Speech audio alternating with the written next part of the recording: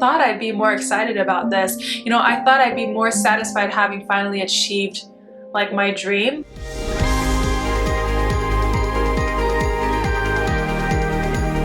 A couple of days ago, my parents and I went to go watch the new movie Soul by Disney and Pixar. I did watch some reviews after I watched the movie and they were all generally very positive. So I thought, you know, I'd give my take because I'm on the fence about it, whether I like it or not. So I want to share with you guys why.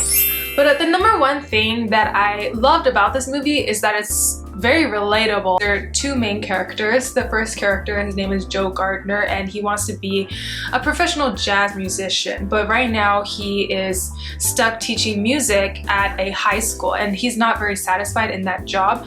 And then the second character is this character named 22, and she lives in the great before world where she hasn't actually been sent to Earth yet. She hasn't actually lived yet, and she's intimidated by living. She's intimidated by going to Earth because she's had all these great mentors like Abraham Lincoln, Mother Teresa, these incredible mentors that have been given her to try to inspire her to want to live, but in fact they do the opposite. They intimidate her so much that she's discouraged and she is unmotivated to live because simply she doesn't feel good enough, and that's something that the film explores. So I think that's a very good theme to explore in a movie like this for, you know, 21st century folks like us, where essentially we are also exposed to the same things that 22 is. We have access to the internet, we have access to history, we know about all these incredible figures, and it's so easy for us to compare ourselves to them that we feel inadequate,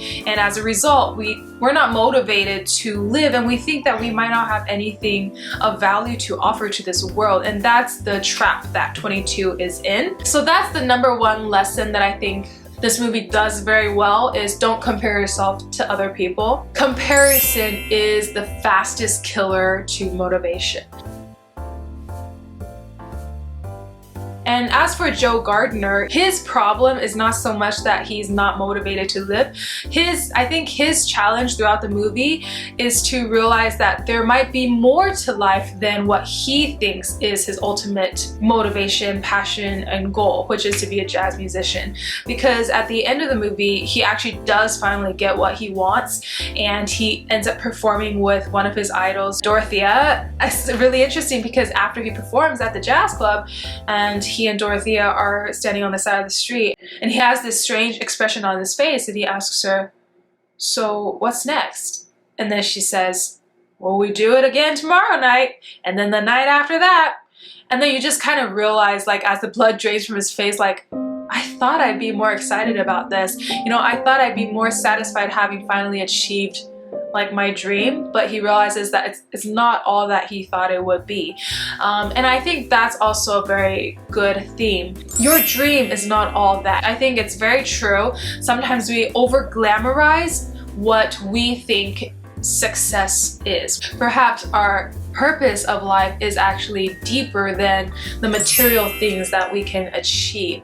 But that's something I feel like this movie doesn't really address. Like, there were many times in the movie where I thought, oh, so I get it. The punchline is that Joe Gardner's purpose in life isn't necessarily to be a musician, but perhaps it's to like inspire people through jazz. You know, like, but even that wasn't the punchline at the end of the movie. It was just like, oh, you're just ready to live. And I was just, I don't know, so that kind of fell short for me. It's like, also, there's no purpose to life.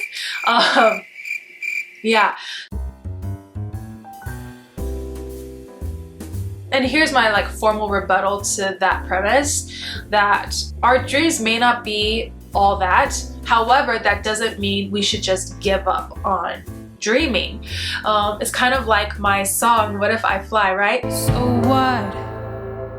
what if I fall? 'Cause what if I fly? Sometimes we think of life in terms of success and failure, like flying and falling, but I really don't think it's about flying or falling. I think it's about trying. You know, if you don't try, you'll never know whether or not you can fly or whether you'll fall. But it's just the act of trying. Oh, at least I gotta try. Perhaps perhaps we are aiming for the wrong thing, but at least we're aiming. You know, at least we're trying. At least we're getting somewhere. It's like that idea of you can't move a parked car. If the car isn't even moving somewhere, how can you direct it in the way it should go? So I feel like that's the idea, is like, okay, maybe you'll fall, maybe you'll fly, but at least you're going somewhere. You know, at least you're trying. And I feel like that's the more positive message. It's not that, oh, because you might fail, or because the flying won't be as exciting as you think, so you might as well just not even try. No, I think that would be a really sad life, honestly. I think the idea should be, whether or not you fly or you fall, at least you're trying, at least you're becoming. It's that process of becoming and changing, you know, that is really meaningful. I don't think necessarily that we only achieve true meaning once we get there, but if we can appreciate the process, just that process of becoming something greater, that is, I believe, the most meaningful life. Okay, so in conclusion, do we need a passion or a purpose in our lives? This movie, I feel like at the end, seems to suggest that we don't, because Jerry, before Joe Gardner goes back to Earth, Jerry does say like, oh, you humans and your passions, you know, as if sort of like diminishing that.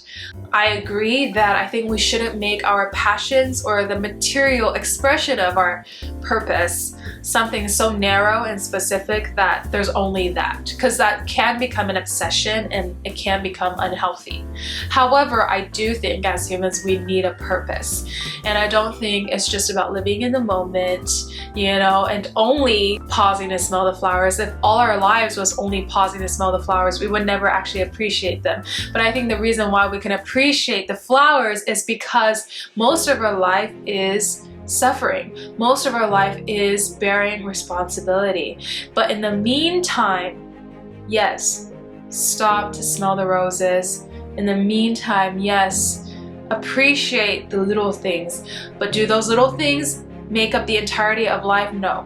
No, I don't think so. So I don't think it's mutually exclusive. I think that you can carry meaningful responsibility through your work, through your passion, etc., and at the same time learn to appreciate the little things. Yeah, so I thought it was overall a pretty good movie, just with a little bit questionable messaging, or maybe that I felt like they stopped short of what a more wholesome message could have been. After watching the movie, my immediate aftertaste was confusion.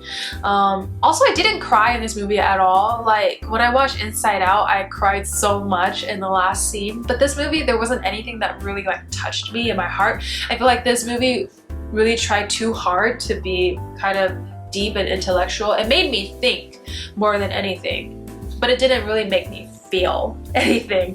Also, my mom fell asleep in the middle of the movie, so maybe that's something. But I do recommend it. I feel like this movie is a good conversation starter, and because it talks about a lot of deep concepts. So thanks for watching my movie review of Soul. Hope you liked this video, and I'll see you in my next video. Bye!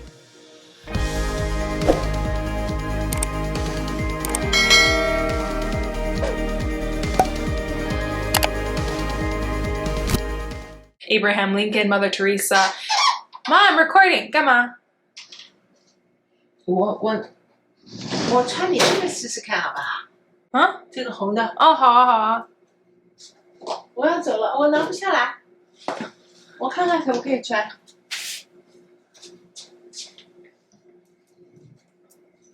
好，拜。那走了哈。OK。 Love you。那对呀。